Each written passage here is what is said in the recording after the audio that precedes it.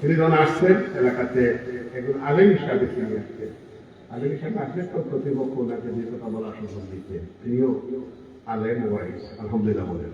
আর আমি তো আগে বলছি এখানে আমি ওয়াইজ না, আমি ওয়াইজ হিসাবে এসেছি, আমি এখানে মেহমান না, আমি এখানে একটা মেজবান।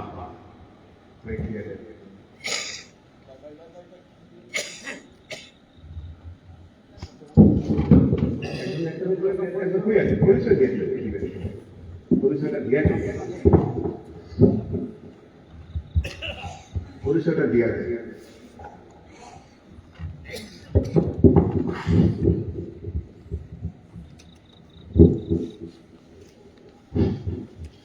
আসসালামু আলাইকুম ওয়া রাহমাতুল্লাহি ওয়া বারাকাতুহু। সম্মানিত উপস্থিতি, এই পর্যায়ে আপনাদের সম্মুখে দোয়া নিতে আসছেন সিলেট ৩ আসনের 10 দলীয় নির্বাচনী ঐক্য সমর্থিত বাংলাদেশ খেলাফত মজলিসের প্রার্থী জনাব মাওলানা মুফতারউদ্দিন রাজু আহমেদ। মাওলানা মুফতারউদ্দিন রাজু উনি আপনাদের সম্মুখে অল্প সময় আপনাদের কাছ থেকে দোয়া নেবেন। হযরতকে ওনার দোয়া নেওয়ার জন্য আমি সকলকে অনুরোধ করছি।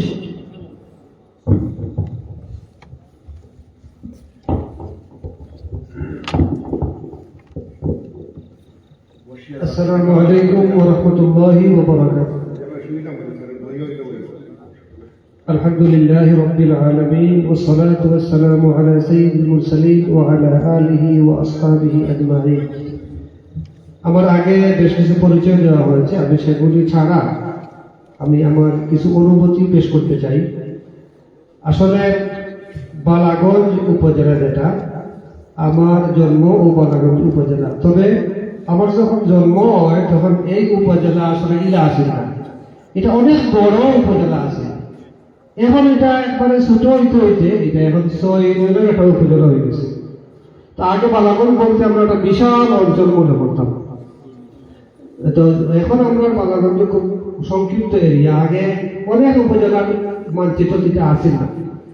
তো আমি যে কারণে আইছি, যে আমার নানার বাড়ি হলো খাসিকাপুর, উসমানীনগর, এটা সাবেক বালাগঞ্জ।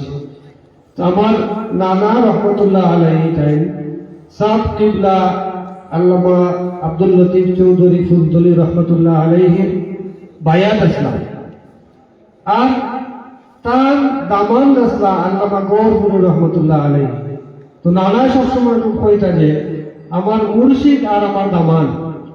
তো তার মুখ থেকে শুনছি যে আগে ইটা এলাকাটা হলো গৌরপুর রহমতুল্লাহ আলাইহি এবং ফুলতলি সাব কিবলা রহমতুল্লাহ আলাইহি, তারা একলগে অনেক ওয়াজ মাহফিল করতাম, আর এলাকার সব মুরব্বী হল এই ওয়াজ থাকতেন।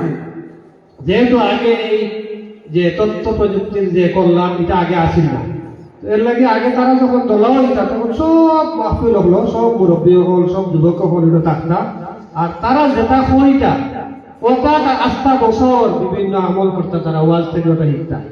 তো সাব কিবলা রহমতুল্লাহ আলাইহি একটা বিষয় যেটা এখনো সারা, বিশেষ করে আমরা সিলেট, আমরা সকলে জানি যে সব থেকে মর্যাদার মাস, বিশেষ করে আমরা এখন ওখানে দোয়া করি আল্লাহুম্মা বারিক লানা ফি রাজাব ওয়া শাবান ওয়া বাল্লিগনা রমাদান, মানে রমজান পর্যন্ত পৌঁছার দোয়া। আর রমজান মাস আইলে আমরা সিলেটবাসী স্মরণ করি যে সাদ কিবলা ফুলতলি রহমতুল্লাহ আলাইহি যে দারুল কিরাতের ব্যবস্থা করছেন।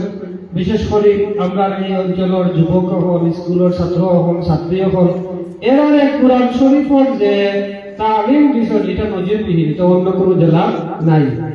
তো আমরা বিশেষ করে এই সাদ কিবলা রহমতুল্লাহ আলাইহি যখন আমি দেখছি রেজিস্ট্রি মাঠও গৌরপুরি সাহেব এবং ফুলতলি সাহেব, তারা একলগে এক মঞ্চ সবসময় থাকছেন। আর যখন সাদ কিবলা রহমতুল্লাহ আলাইহি দেখানো করলাম, আমি তখন গৌরপুর মাদ্রাসা খালি নতুন আইছি, তখন আমরা মাদ্রাসা বন্ধ করিয়া যে সব ছাত্র শিক্ষক হল আমরা এত বড় কোরআনের খাদিম, এত বড় বুজুর্গ ঠান্ডা নাজাত নিয়ে আমরা উপস্থিত হয়েছি।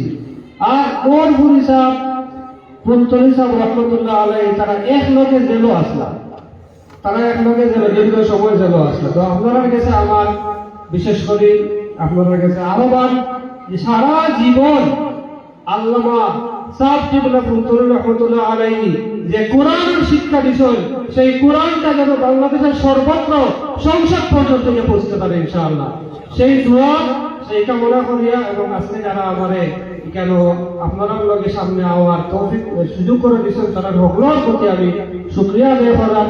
আর আমি এলাকার জন্ম হওয়ার পরেও আমি যখন মাদ্রাসার মক্তবে হয়েছি গড়পুরত প্রায় 20 বছর আমি বাংলাদেশ কওমি মাদ্রাসা শিক্ষা বোর্ড এটার ভাইস প্রেসিডেন্টের দায়িত্বে আছি এবং আমরা অধীনে প্রায় 34,000 মাদ্রাসা, এই মাদ্রাসাগুলি নিয়ে আমি কাজ করতে এর লাগে বিভিন্ন সময় বিভিন্ন জেলা আমার সফর থাকে। এই হিসাবে এই অঞ্চল খুব বেশি আমার আওয়া হয়েছে না, একটা সুযোগে আপনারা নিজের এলাকা বিশেষ করে আমি বালাগঞ্জের সন্তান এই হিসাবে আমি আপনারা সকলের নিকট দোয়া চাইলাম আল্লাহ রাব্বুল আলামিন যেন আমরা পথ চলারে সহজ করেন এবং আমরা সব কিছুর নাজাত ও ওসিলা হিসেবে কবুল করুন।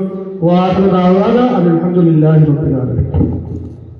মাশাআল্লাহ, আলহামদুলিল্লাহ। আমার তো মানে